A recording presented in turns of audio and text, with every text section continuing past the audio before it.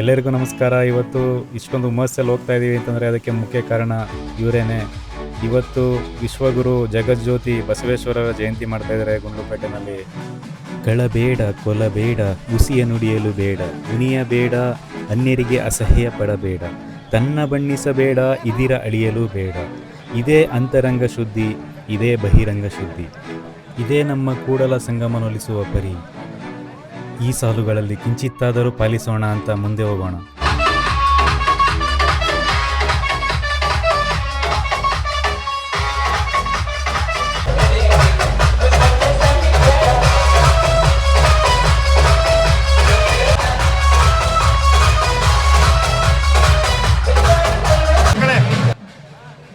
ಜಗಕ್ಕೆ ಬೆಳಕು ತಂದರು ಅಂತ ನಾವು ನಂಬುವಂತಹ ಜಗಜ್ಯೋತಿ ಬಸವೇಶ್ವರರನ್ನು ಗುಂಡ್ಲುಪೇಟೆಯ ಪ್ರಮುಖ ಬೀದಿಗಳಲ್ಲಿ ಮೆರವಣಿಗೆ ಮಾಡುತ್ತಾರೆ.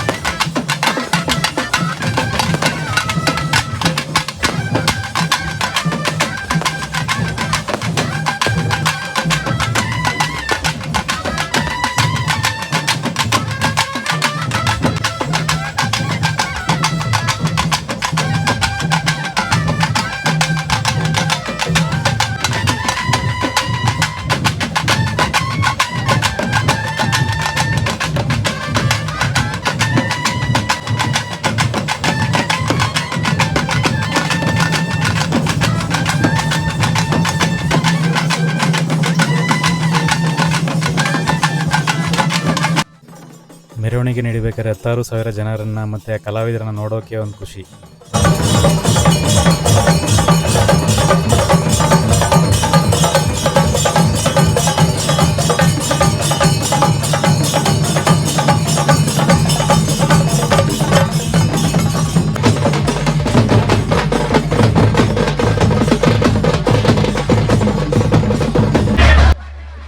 ನಾವು ಪ್ರತ್ಯಕ್ಷವಾಗಿ ನೋಡುವ ಬಸವ ಅಂದರೆ ಅದು ಹಳ್ಳಿಕಾರ್ ಎತ್ತು.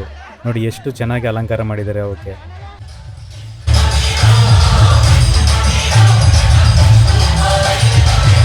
ಈ ನಂದಿಕಂಬ ಕಲಾವಿದರಿಗೂ ಒಂದು ಸೆಲ್ಯೂಟ್ ಹೇಳಲೇಬೇಕು ಬಿಡಿ.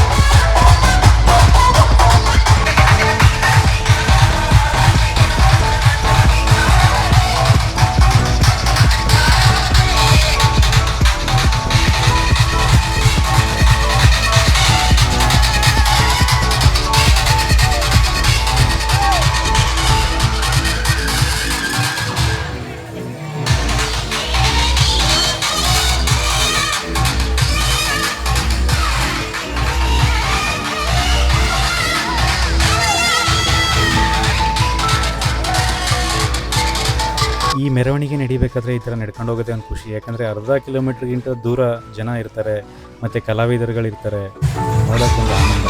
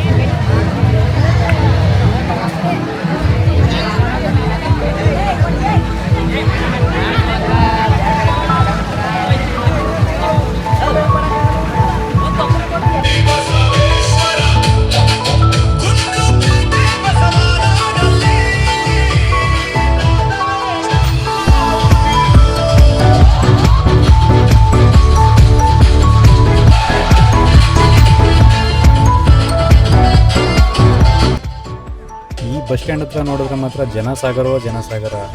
ಏನು ಪ್ರತಿಯೊಬ್ಬರು ಕೂಡ ಹಿರಿಯರಿಂದ ಕಿರಿಯರ ತನಕ ಫುಲ್ಲು ಹುಮ್ಮಸ್ಸಲ್ಲಿದ್ದಾರೆ.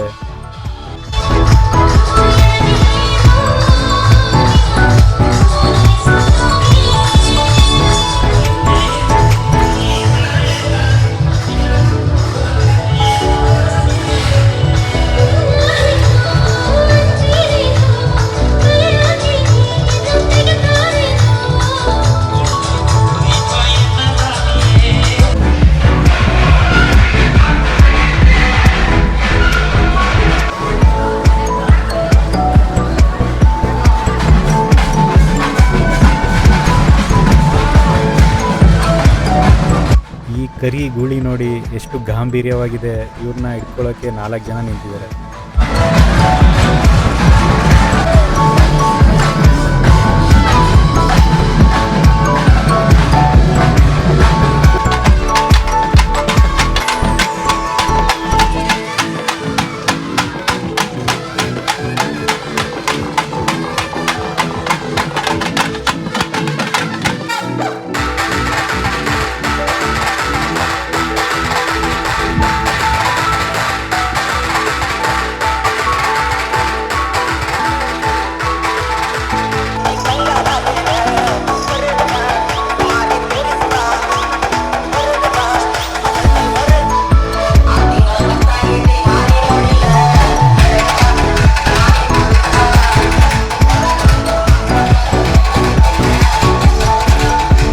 ಯುವಕರಿಂದ ಹಿಡಿದು ಹಿರಿಯರ ತನಕ ಯಾರಿಗೂ ಕೂಡ ಹುಮ್ಮಸ್ ಕಮ್ಮಿ ಆಗಿಲ್ಲ. ಬೆಳಿಗ್ಗೆಯಿಂದ ಎಲ್ಲ ತುಂಬ ಹುಮ್ಮಸ್ಸಲ್ಲೇ ಇದ್ದಾರೆ.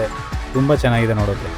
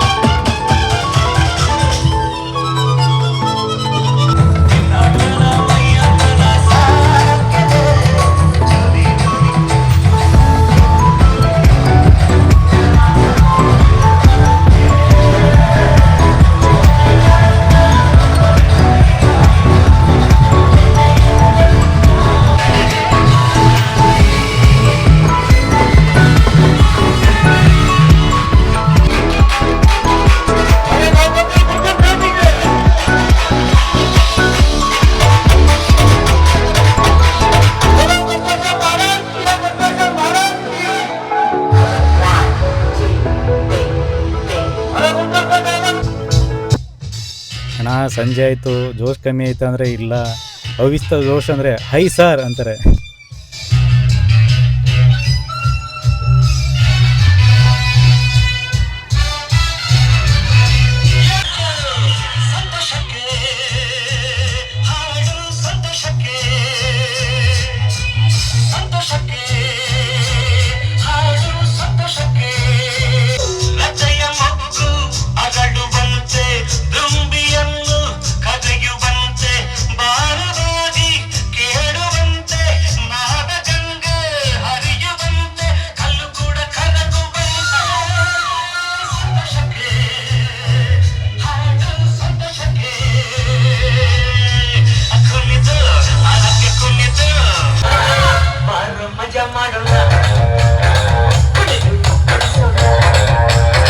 ಬ್ರಹ್ಮಂಗೆ ತಲ್ಕೆಟ್ಟು ನಾಡ್ದ ಮನುಷ್ಯನ ಜನ್ಮನ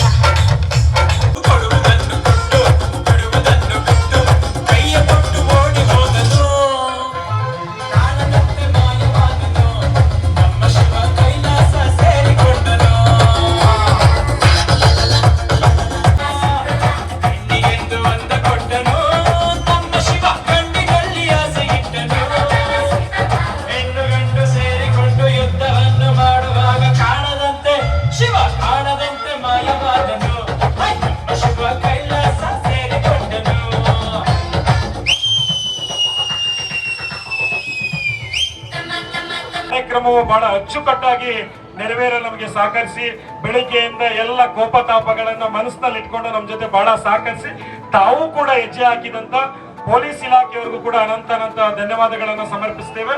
ಜೊತೆಗೆ ಇಷ್ಟೊಂದು ರೀತಿಯಲ್ಲಿ ಮನೋರಂಜಿಸಿದಂತ ಬಿಗ್ ಡ್ಯಾಡಿಗೂ ಕೂಡ ನಾವು ಅನಂತ ಧನ್ಯವಾದಗಳನ್ನ ಸಮರ್ಪಿಸ್ತೇವೆ. ಜೊತೆಗೆ ಇಲ್ಲಿ ಬಂದಂತ ಎಲ್ಲ ಸಾರ್ವಜನಿಕರು, ಸಮಾಜದ ಶರಣ ಬಂಧುಗಳು ಬಹಳ ತಾಳ್ಮೆಯಿಂದ ಬಹಳ ಅಚ್ಚುಕಟ್ಟಾಗಿ ಈ ಕಾರ್ಯಕ್ರಮದಲ್ಲಿ ಭಾಗಿಯಾಗಿದ್ದೀರಾ. ಮತ್ತೆ ಈ ಕಾರ್ಯಕ್ರಮಕ್ಕೆ ಬೆಂಬಲವಾಗಿ ನಿಂತ ಕ್ಷೇತ್ರದ ಶಾಸಕರಾದಂತಹ ಗಣೇಶ್ ಪ್ರಸಾದ್ ರವರು ಹಾಗೂ ಮಾಜಿ ಶಾಸಕರಾದಂತಹ CS ನಿರಂಜನ್ ಕುಮಾರ್ ಅವರು ಹಾಗೂ ಎಲ್ಲ ಸಮುದಾಯದ ಮುಖಂಡರುಗಳು, ವಿಶೇಷವಾಗಿ ಈ ಬಾರಿ ಪರಮ ಪೂಜ್ಯ ತಾಲೂಕಿನ ಎಲ್ಲ ಶ್ರೀಗಳವರು ಆಗಮಿಸಿ ಪ್ರತಿಭಾ ಪುರಸ್ಕಾರ ಎಂಬ ಹೊಸ ಯೋಜನೆಯನ್ನ ಮಾಡಿ ಸಮಾಜದ ವಿದ್ಯಾರ್ಥಿಗಳಿಗೆ ಅನುವು ಮಾಡಿಕೊಟ್ಟಿದ್ದಾರೆ. ಹಾಗಾಗಿ ಬಹಳ ಅಚ್ಚುಕಟ್ಟಾಗಿ ಕಾರ್ಯಕ್ರಮ ನಡೆದಿದೆ. ಮಧ್ಯಾಹ್ನ ಕೂಡ ಪ್ರಸಾದ ವ್ಯವಸ್ಥೆ ಬಹಳ ಅಚ್ಚುಕಟ್ಟಾಗಿ ನಡೆದಿದೆ. ಹಾಗಾಗಿ ಬಂದಿರತಕ್ಕಂಥ ಎಲ್ಲ ಬಸವ ಭಕ್ತಾದಿಗಳಿಗೆ ಮತ್ತು ಕಾಯ ವಾಚ ಮನಸ ಶ್ರಮಿಸಿದಂತ ಎಲ್ಲ ಬಸವ ಸಮಿತಿಯ ಸದಸ್ಯರುಗಳು, ವೀರಶೈವ ಮಹಾಸಭಾದ ಅಧ್ಯಕ್ಷರು, ನಿರ್ದೇಶಕರುಗಳು, ಎಲ್ಲ ಪದಾಧಿಕಾರಿಗಳು, ಜಿಲ್ಲೆ, ರಾಜ್ಯ ಹಾಗೂ ರಾಷ್ಟ್ರೀಯ ಎಲ್ಲರಿಗೂ ಧನ್ಯವಾದಗಳನ್ನು ಸಮರ್ಪಿಸುತ್ತಾ ಆಂಬುಲೆನ್ಸ್ ಬರ್ತಾ ಇದೆ, ದಯಮಾಡಿ ಸ್ಥಳಾವಕಾಶವನ್ನು ಮಾಡಿಕೊಡಬೇಕು. ಕಳೆದ ಬಾರಿ ಬೆಳಿಗ್ಗೆ ಬಂದಿದ್ದು, ಈ ಸಲ ಸಂಜೆ ಹೋಗ್ತಾ ಇದೆ. ಹಾಗಾಗಿ ಎಲ್ಲರಿಗೂ ಪ್ರತ್ಯಕ್ಷವಾಗಿ ಪರೋಕ್ಷವಾಗಿ ಸಹಕಾರ ನೀಡಿದಂತ ಪ್ರತಿಯೊಬ್ಬರಿಗೂ ಕೂಡ ಧನ್ಯವಾದಗಳನ್ನ ಹಾಗೂ ವಿವಿಧ ಇಲಾಖೆಯವರಿಗೂ ಕೂಡ ತಿಳಿಸ್ತಾ ಇದ್ವಿ. ಜೊತೆಗೆ ಗುಂಡ್ಲುಪೇಟೆ ಪಟ್ಟಣದ ನಿವಾಸಿಗಳಿಗೆ ನಾವು ಧನ್ಯವಾದಗಳನ್ನ ಸಮರ್ಪಿಸಬೇಕು. ಯಾಕಂದ್ರೆ ಬೆಳಿಗ್ಗೆ 11 ಗಂಟೆಯಿಂದ ಸುದೀರ್ಘವಾಗಿ 7:30ವರೆಗೂ ಕೂಡ ಕಾರ್ಯಕ್ರಮ ನಡೆದಿದೆ. ಹಾಗಾಗಿ ಗುಂಡ್ಲುಪೇಟೆ ಜನತೆಗೂ ಪಟ್ಟಣದ ಜನತೆಗೆ ಧನ್ಯವಾದಗಳನ್ನ ಸಮರ್ಪಿಸುತ್ತಾ ಇದೀಗ 2 ಆದ ನಂತರ ನಮ್ಮ 2026ರ ಬಸವ ಜಯಂತಿ ಕಾರ್ಯಕ್ರಮ ಮುಕ್ತಾಯ ಆಗ್ತಾ ಇದೆ. ಧನ್ಯವಾದಗಳು.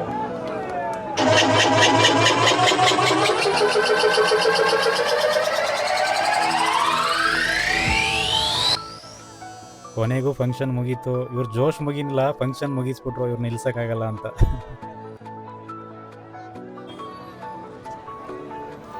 ಕೊನೆಯದಾಗಿ ಮತ್ತೊಂದು ಸರಿ ಬಸವಣ್ಣನವರಿಗೆ ನಮಿಸೋಣ. ಮತ್ತು ನೈಟ್ ಲೈಟಿಂಗ್ಸ್ ವಿಡಿಯೋ ಇದೆ, ಅದೊಂದು ಸರಿ ನೋಡ್ಕೊಳ್ಳಿ.